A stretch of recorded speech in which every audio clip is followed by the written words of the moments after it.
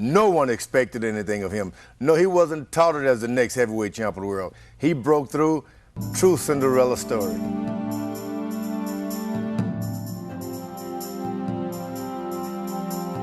Jimmy Braddock was a major, major star, a hope, a star in the sky, a star in the headlines for the Depression era. The Depression-starved, literally, fan identified with him. He had been on welfare, he had made something of himself, come off welfare, and was a champion. He stood up to everyone. He lost one fight on a cut. And then when he was given the opportunity, even though he was on the downslide and past any peak he could have achieved as a fighter had he been handled properly, he still had enough in him to win the big fights. And this was why people identified with him. In a sense, he wasn't a breed apart the way that many heavyweight champions are, almost freaks of nature. Braddock was a very ordinary guy. He was the kind of guy people could relate to. He was a man off the streets. He was a man like them. He was a man who fought the Depression. He was a man who sort of climbed up by his own bootstraps. And therefore, the fight encapsulated everything that he was, and he went out a champion. Jimmy Braddock was the essence of the true-blooded American who had a lot of courage, who fought obstacles. Sometimes he lost, sometimes he won, but he never gave up. The Cinderella Man, James J. Braddock.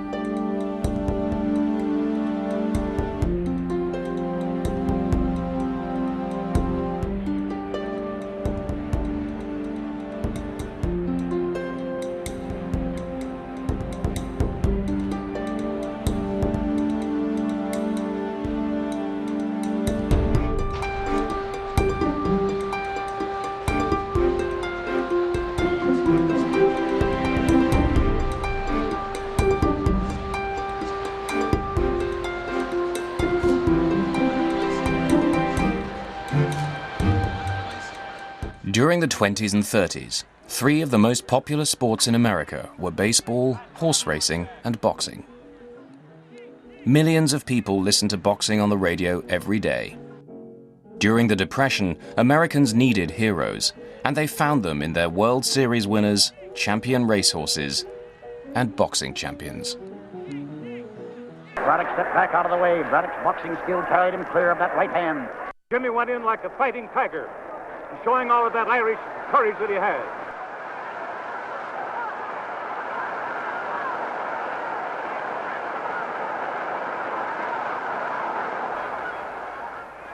The winner and new heavyweight champion.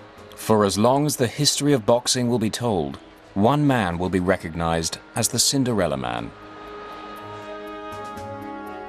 James J. Braddock was considered a routine challenger for the then heavyweight champion Max Baer. But in one of the greatest upsets of all time, Braddock proved what hard work, a stubborn nature, and a little luck of the Irish can achieve. Braddock was a likable fellow, and he was an everyman. His story was something that appealed to people, and for that reason he was really very popular. James Braddock was born in the once notorious Hell's Kitchen district of New York City on June 7, 1905. He grew up in an era of Irish-American boxing champions, so his boyhood heroes were boxers. Braddock was still a young child when the family moved across the river from New York City to New Jersey. He fought professionally for the first time when he was only 20, in a 4-round no-decision bout against Al Settle in West Hoboken, New Jersey. Jim Braddock made his name for himself as a pretty good power-punching middleweight in the New Jersey amateur Golden Gloves back in 1924, 25, 26. In 1926, Jim Braddock went unbeaten in the small halls of New Jersey and New York City and began to make a name for himself. One of the things that really distinguished him at that time is even as a middleweight, 162, 163 pounds, he was fighting heavyweights. And in fact, he won the Golden Glove Championship in New Jersey both in 1925 and 1926 at heavyweight, even though he only weighed 160, 162 pounds. Almost from the beginning, Braddock was handled by one-time door-to-door salesman Joe Gould. Braddock and the surprisingly savvy 5'2" Gould would share a partnership that would last the boxer's entire career. It was like a marriage at first sight. They hit it off well. Joe Gould, little guy, 5'2", and there's Jimmy Braddock, 6'2", but lean at the time. And he took him under his wing, and they became close. And it was a meeting that was profitable down the road for both of them, for monies and his relationship between two people. Joe Gould was an interesting character. One of the things that really distinguished him from the run-of-the-mill fight manager was his loyalty.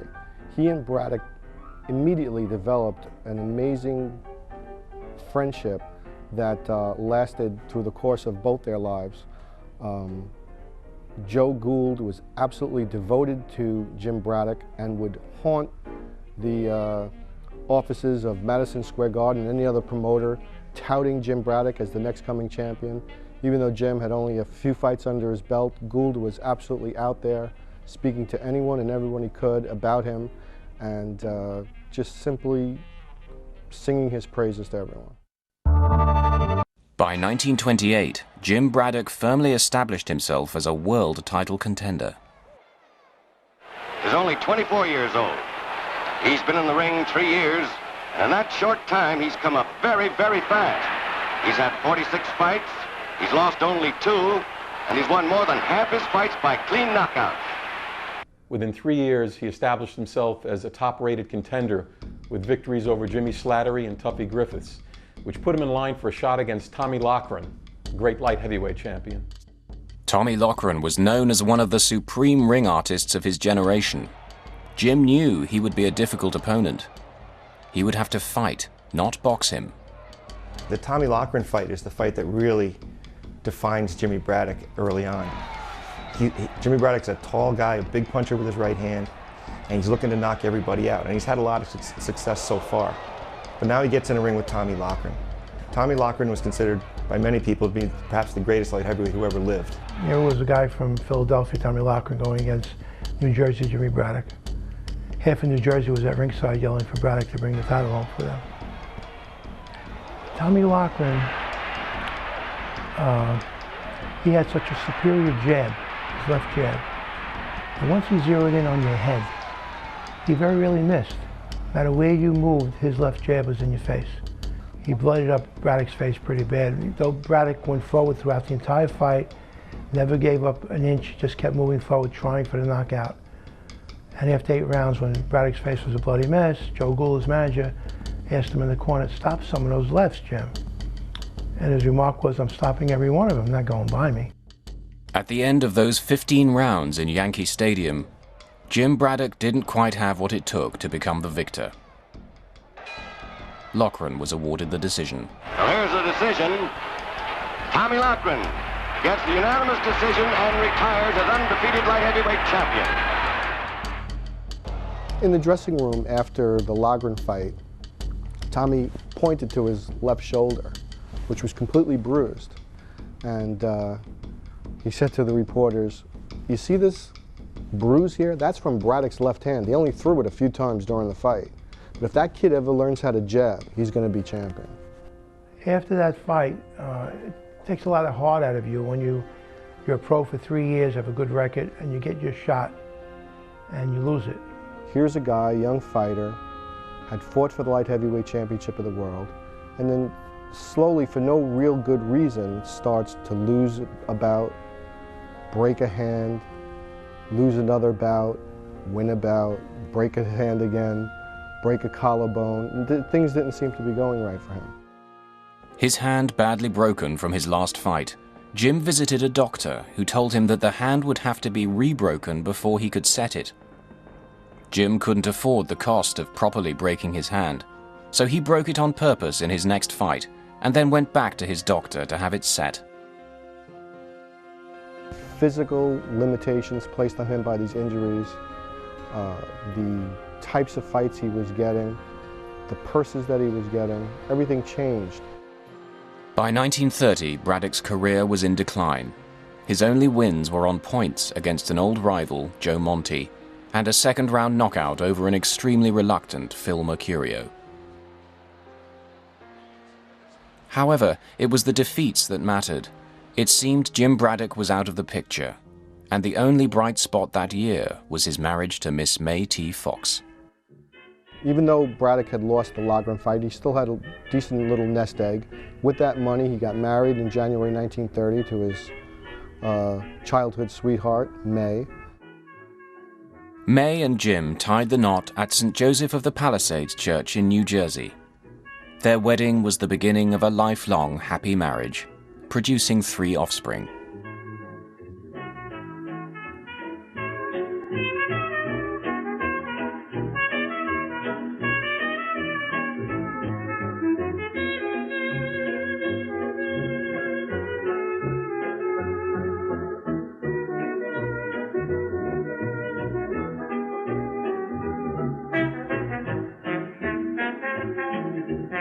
May Braddock had the fears of any wife of a professional prize fighter. They always want them to quit. She knew that Jimmy was struggling and that there weren't many choices. His wife really never liked the idea that he was a fighter. Fighters got hurt, she had heard fighters, some of them die, like Frankie Campbell. Well, I saw him fight once. That was only 1 round, and I ran out of the place screaming. From 1930 to 1933, Jimmy Braddock lost more fights than he won. He was trying to change his style, but he still had a stubbornness about him. He was still a big right-hand puncher, but now he didn't really have a right hand. He broke it almost every time he'd hit someone hard. He invested heavily in a taxi cab company, and within 6 or 7 months, the taxi cab company failed, and he and his new bride were in dire straits. The economy seemed to be traveling down the same road as Braddock's career. The Depression had hit hard by 1932. Thousands of banks closed, unemployment was on the rise, and the average annual income dropped to a mere $1,400 a year. Boxing, like the nation, all nations in fact, was on bad times. Just as the Depression had wiped out many, many, many businesses, boxing, after Jack Dempsey and Gene Tunney had retired, really was a Depression area in and of itself. And by now, Braddock and his wife had 3 children.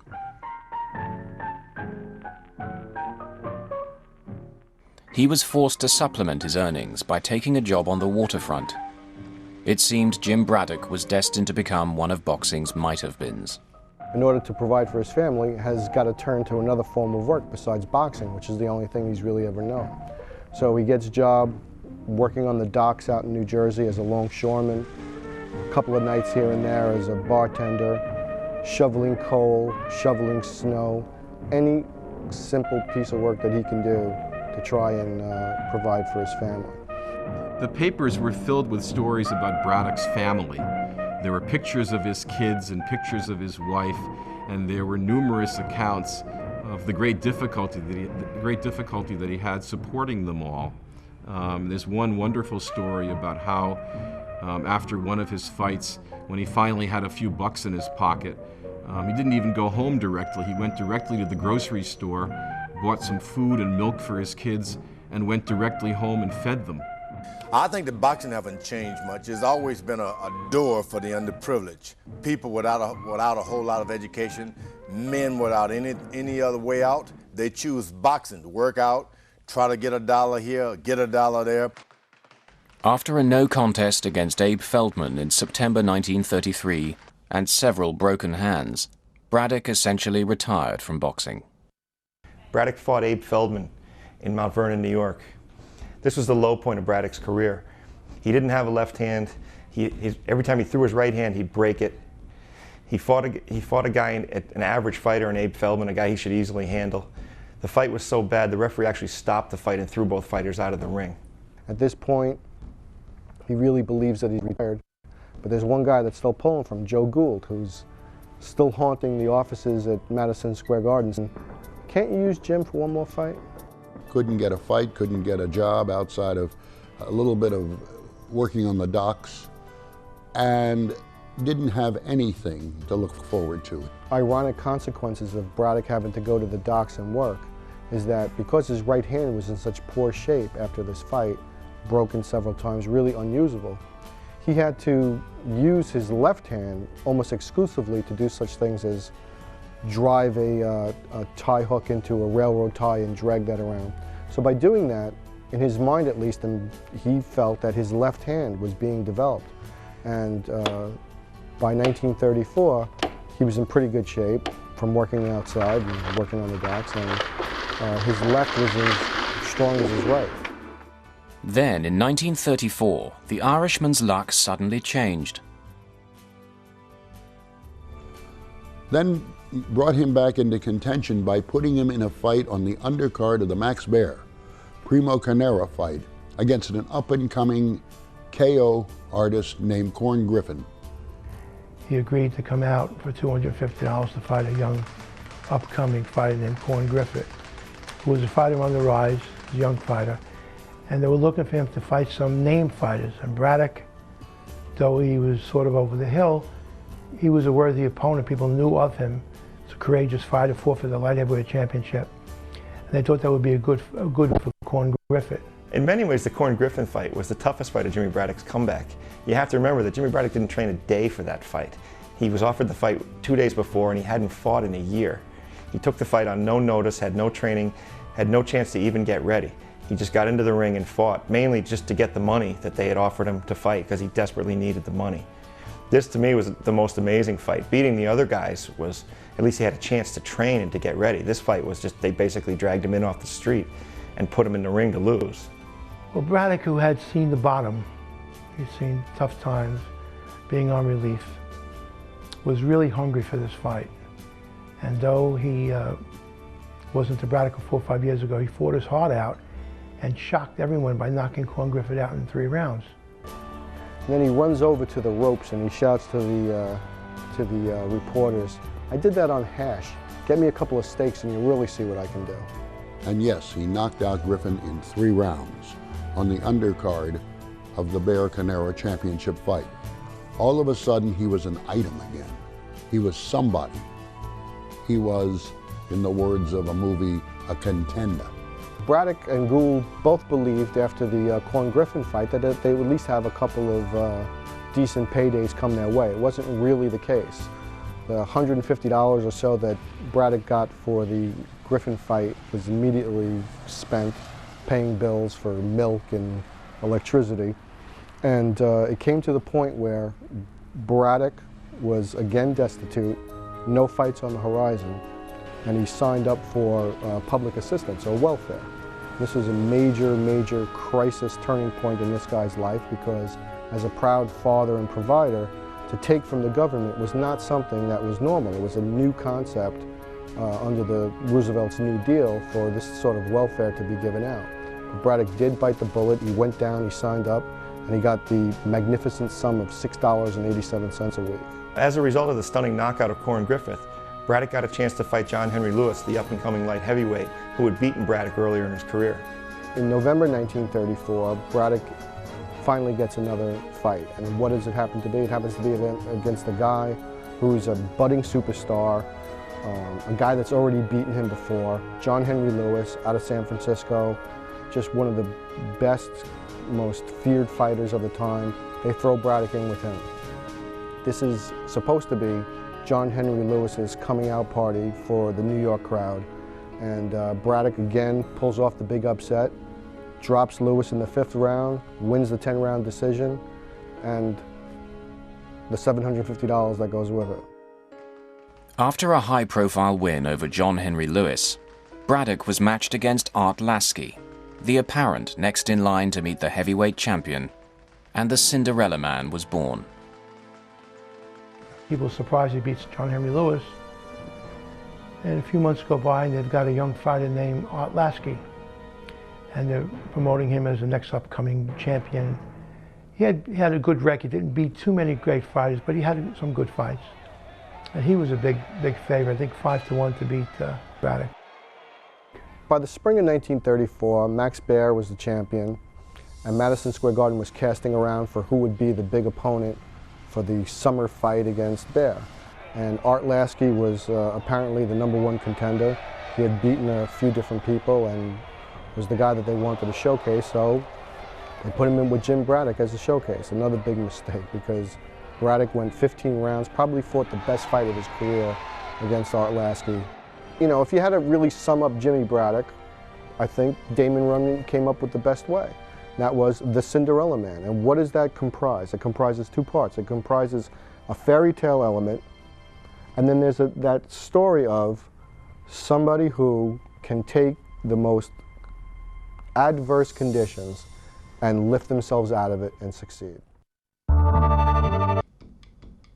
Braddock was now remarkably the #1 contender for the world heavyweight title against champion Max Baer.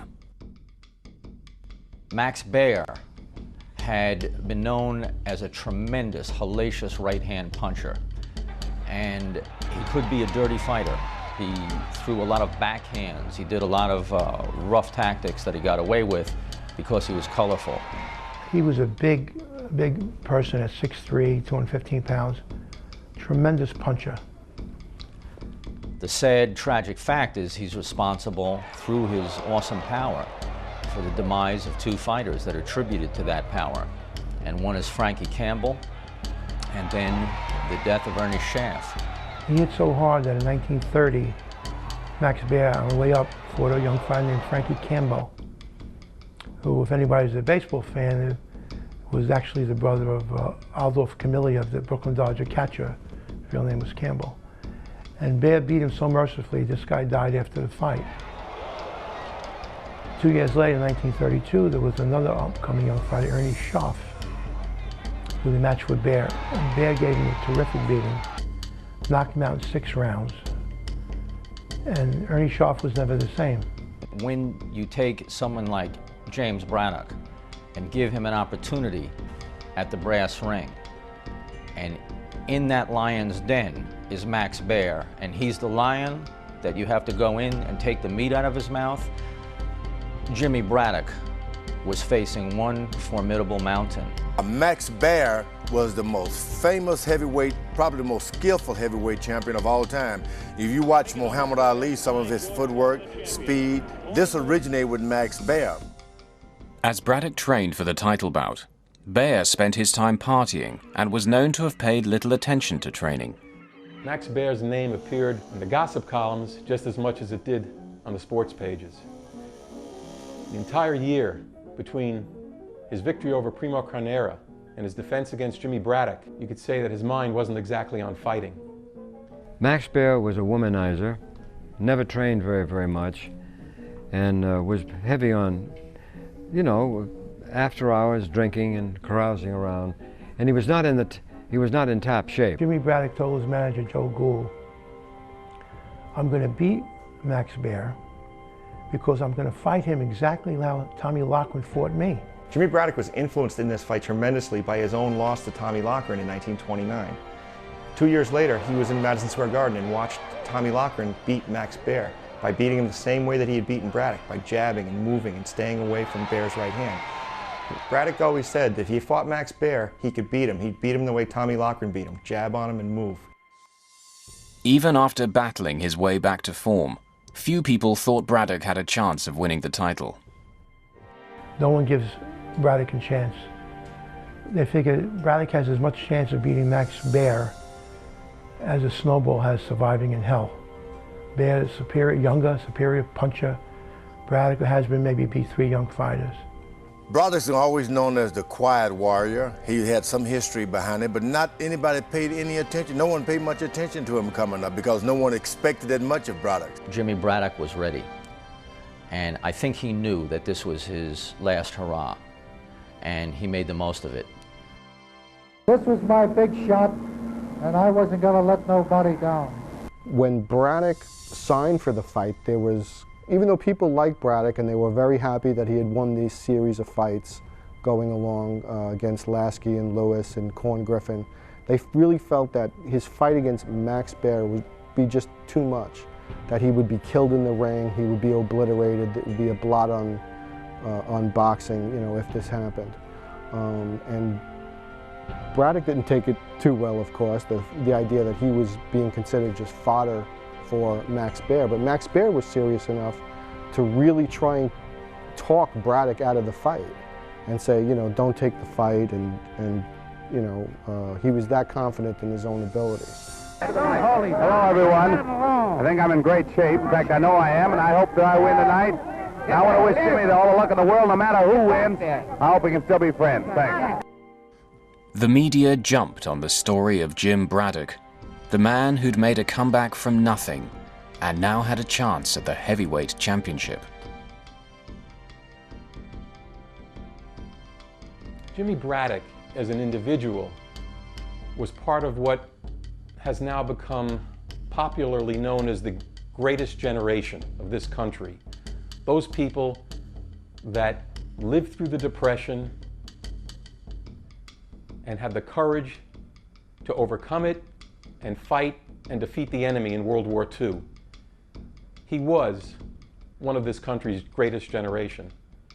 Let me assert my firm belief that the only thing we have to fear is fear itself. The 30s were a terrible time for America, but the world. But it was a depressed time, and the whole Depression was so, I think, so much a burden on everyone's shoulders, mentally as well as financially, with 1 out of every 3 Americans standing in line to be fed, apples being sold on corners. And the belly of hope was now an empty belly of food. And we were looking for anything, any heroes. Braddock did something after the Lasky fight that really shows the type of person that he was and where he was coming from. He took the bulk of his purse and he went and he repaid the money that he had received through that era's welfare home relief. That story is the thing that became the catalyst for Braddock becoming as popular as he was. Because the people that were suffering in those days and the people that needed the money and who felt shameful to take it saw somehow that, hey, it's not so bad, you can do this, you can accept help from the government, and look, Jim Braddock did it, so, you know, maybe we can too. And it looks like those lean days we had for the last 2 or 3 years are gone forever. And that was the hope of every person in the Depression, to get off welfare, as Jimmy Braddock had, and to stand on their own 2 feet. Jim Braddock wanted this fight. He wanted a better life for his family. So on June the 13th, 1935, at the Long Island Bowl, Jim Braddock fought Max Baer for the title. The Irish have been waiting for a heavyweight champion again for a long time, and I think I can oblige him with this right hand of mine when I meet Max Baer on the 13th of June. 15 rounds for the heavyweight championship of the world. Introducing the world's heavyweight champion from Livermore, California, Max Baer.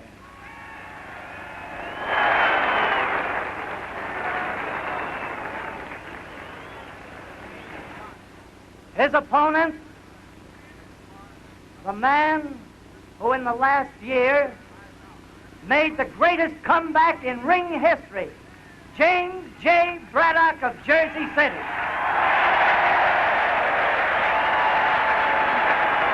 If either one of you happen to go down, the other one goes to the farthest corner. The bell rang. Braddock held his own and took many of the first 6 rounds.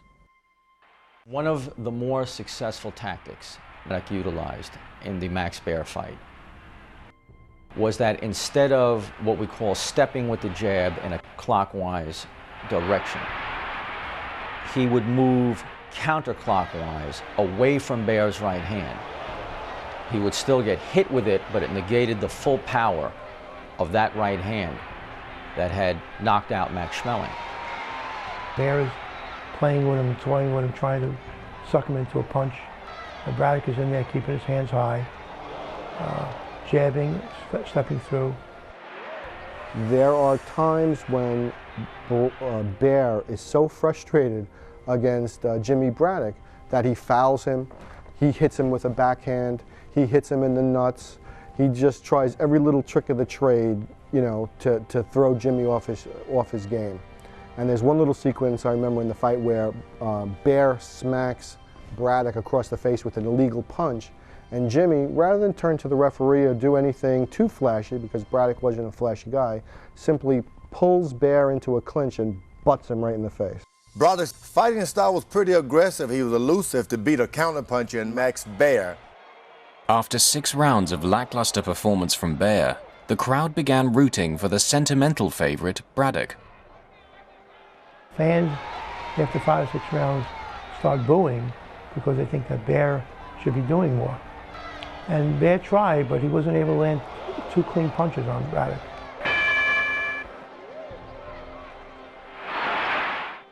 Then suddenly, Baer landed a damaging blow. He let loose a wild right, and Braddock actually walked into the punch. Braddock's knees buckled.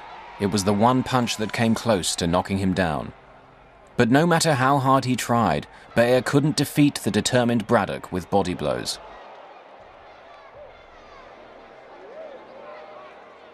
What was also discouraging to Max Baer, if you watch the footage closely, is that he did land on Braddock to the body, and he did not stop trying to knock Braddock out. But Braddock withstood the punishment, and that is very demoralizing to a puncher.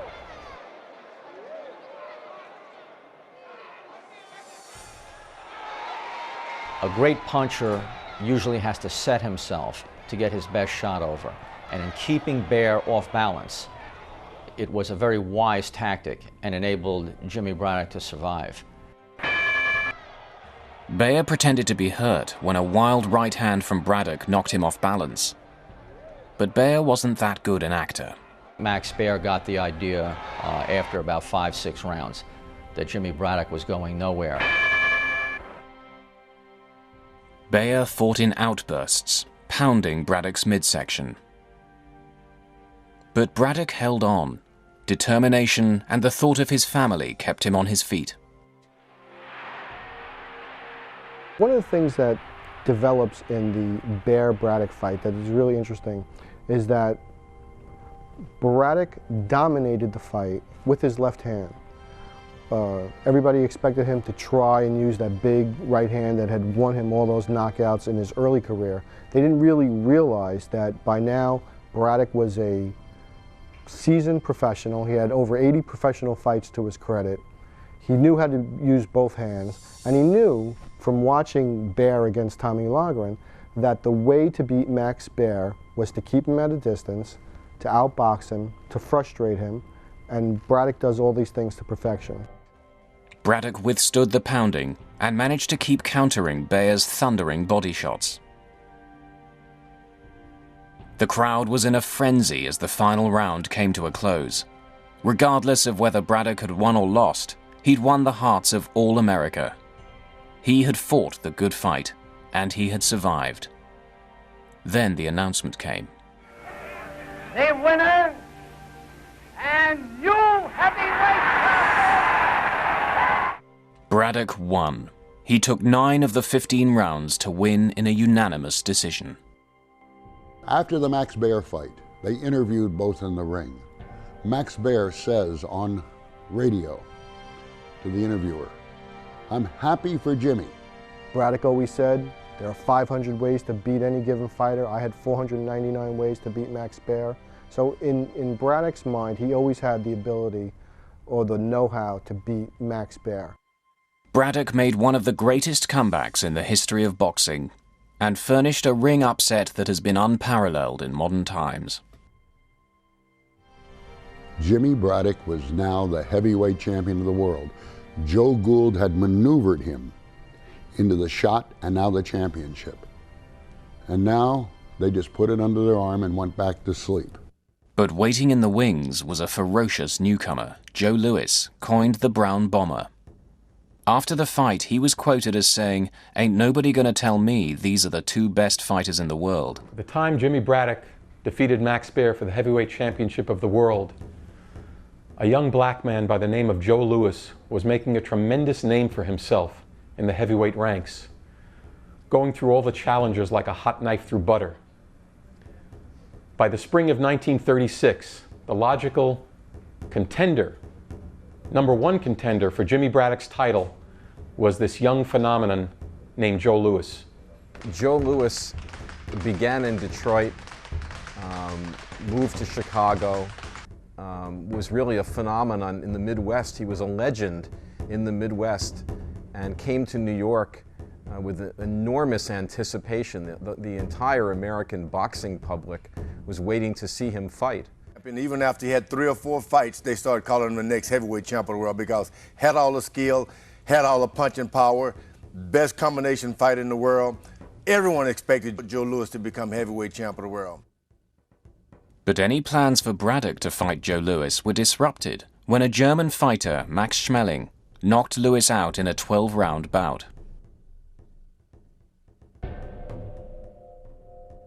This phenomenon meets defeat at the fists of Max Schmeling. Ergo, the New York State Athletic Commission dictates that Schmeling is the #1 challenger, the former champion Schmeling, for Jimmy Braddock's crown. Max Schmeling had ascended to the #1 challenger position with his surprising defeat of Joe Louis. But Schmeling was from Germany, and the fear was that if Schmeling were to defeat Braddock for the heavyweight championship, the Nazis would keep the title in Germany, where they would use it as a propaganda tool. So Braddock has got to start looking for a way to get out of his fight with Schmeling and fight Joe Louis instead. That's the way to go. There is a war going on for control of Madison Square Garden. Colonel Kirkpatrick is head of it. Jimmy Johnston, the boy bandit, is the matchmaker. And so does the Madison Square Garden Corporation. They are now threatening federal court action through their president, Colonel J. Reed Kilpatrick. But Madison Square Garden Corporation is just old-fashioned enough to believe in keeping its agreements. And it will take such steps as may be necessary to see that the others involved do the same.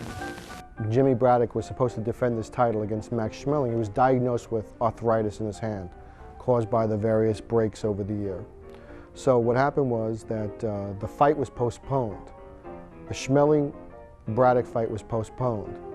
And when they went to reschedule it, when they reviewed the contracts, they realized that there was enough wiggle room. Braddock was able to get out of the contract and sign to fight Joe Louis. Joe Louis's people made Jimmy Braddock's manager and Braddock an offer they couldn't refuse. It's not like The Godfather. Couldn't refuse it. They told Braddock if he fought Joe Louis, and if Joe Louis had won, Braddock would receive 10% of Joe Louis's yearly purses as long as Joe Louis fights. To give you some sort of idea of the money that was involved, I believe that Braddock won somewhere around $30,000 for his share of the fight when he beat Max Baer. Against Joe Louis, it would be equivalent of several $1,000,000 in today's money. So clearly the fight with Joe Louis would absolutely give him enough money to live the rest of his life without any worry. The deal was done, and Braddock agreed to defend the title against Louis at Comiskey Park in Chicago in June 1937, 2 years after his win over Baer. Jimmy Braddock entered the ring to face Joe Louis, a 3-to-1 underdog. Only a few people gave him a chance to win. Promoter Mike Jacobs was so concerned that Louis might hurt Braddock that he hired an ambulance to be parked outside the arena at fight time. With Jimmy Braddock, you have somebody that is a destroyer of the hardest punching fighters that were thrown against him. A destroyer whose legend lives on right now. Someone that not will just beat you, but that's going to put you in the hospital and maybe permanently disable you. And you match that against the grit of Braddock, who may be at the point in his career where he has had his last hurrah. The only thing Braddock had going for him was experience, and the only real hope for his supporters was that Lewis might freeze in his first championship bout. Braddock had to look for a way to win this fight, even though it was very clear that he was going to have a hard time to beat Joe Lewis. And one of the things that he did was he figured to hit the guy on the chin is the easiest way to win a fight. Braddock, in fact, in the first round does land a little right uppercut against Joe Lewis and dumps Lewis to the seat of his pants. In the first round, it seemed that Braddock's supporters might be proven right.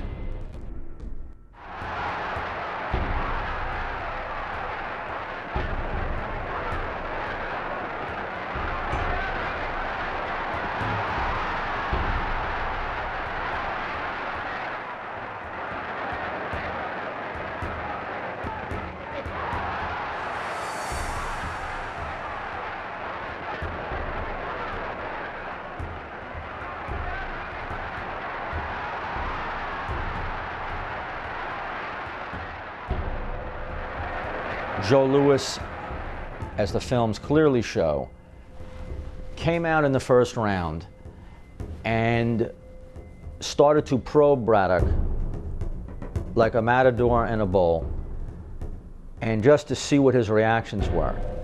And in opening up on Braddock a little bit, Joe Lewis made one fatal mistake, and Jimmy Braddock still had enough in him, enough cagey veteran knowledge to pull the string on Joe Lewis. Braddock, in fact, in the first round does land a little right uppercut against Joe Lewis and dumps Lewis to the seat of his pants. Lewis recovered, lost the first round, obviously, for the first 2 or 3 rounds, but by the 4th round, Joe Lewis took over, absolutely dominated. It got to the point by the 6th round, every time that Lewis hit Braddock, the crowd was just absolutely imploring the referee to stop the fight. And when Braddock came back to his corner, Joe Gould, his manager, said, "That's it, Jim, you've had enough, I'm stopping the fight." And Braddock said, "If you do that, I'll never speak to you again as long as I live. I'm the champion, and if I'm going to lose this title, I'm going to lose it on the deck."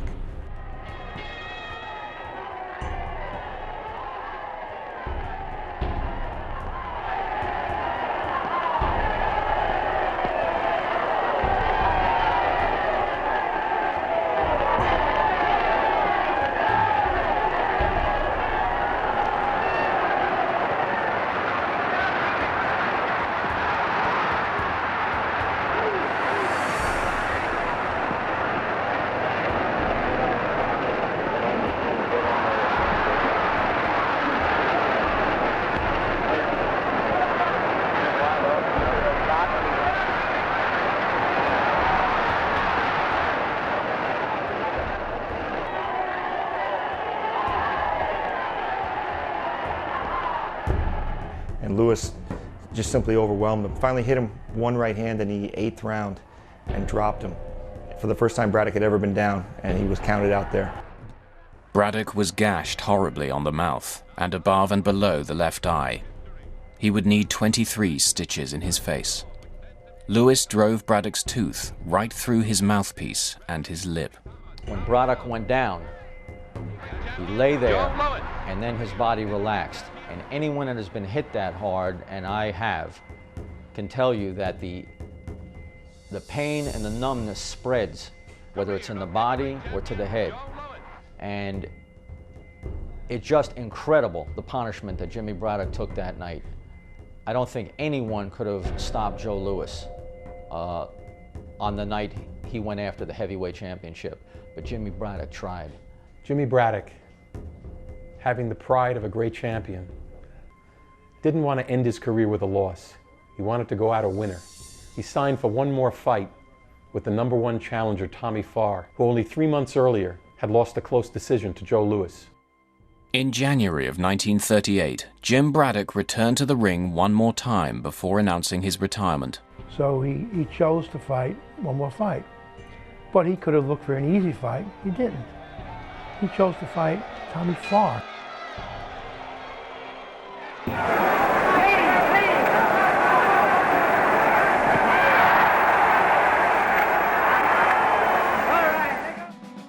Tommy Farr was a tough fighter. #2 contender. So Braddock didn't look for anything easy. He trained. He fought Tommy Farr. It was a hard-fought fight. And at the end of 10 rounds, Jimmy Braddock's hand was raised. Again, he was in victory. After beating Tommy Farr in 10 rounds on points, Jim Braddock announced his retirement. "This is my farewell to active boxing," he said. "A sport which owes me nothing, and to which I owe everything. The many friends I have made, and the means with which I've been able to provide for my family." The Cinderella Man, James J. Braddock. After retiring, Braddock took a job selling surplus military supplies, then went on to the Operating Engineers Union. He was a proud and doting grandfather. He died on November the 29th, 1974, aged 69, and is buried next to his wife, May. If you look at the man and look at who he was and what he did and what he accomplished, it's truly one of the great stories of all time. I mean, he had nothing. He came from nothing and became heavyweight champion of the world in less than a year. It's a really true Cinderella story. He wasn't known as a great stylist, but he was forever present in that ring. Jimmy Braddock went out with the old school, old warrior ethic that a champion has to be counted out. And he wasn't going to give up that title to Joe Louis that night without a fight. And therein lies the story.